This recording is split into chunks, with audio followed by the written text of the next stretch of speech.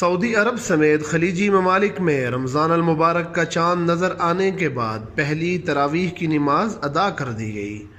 تفصیلات کے مطابق دنیا کے کئی ممالک میں رمضان المبارک کا چاند نظر آتے ہی ماہ صیام کا آغاز ہو گیا۔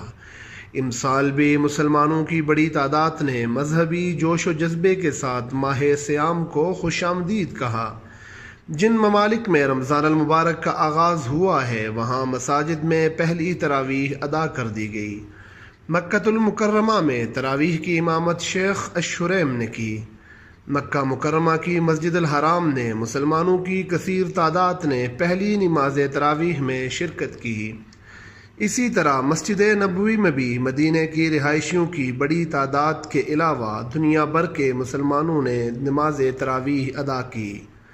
مسجد الحرام میں نماز تراویح کا سب سے بڑا اجتماع ہوا، جہاں مقامی افراد کے علاوہ دنیا بھر سے لاکھوں مسلمانوں نے نماز تراویح میں شرکت کی۔ اس موقع پر سعودی پولیس کی کثیر تعداد نمازیوں کی خدمت میں پیش نظر آئی۔ گاڑیوں کی پارکنگ اور گزرگاہوں پر خصوصی دستے تعینات کیے گئے۔ کیمرہ مین ٹیم کے ساتھ اسد معاویہ، KTV نیوز، سعودی عرب۔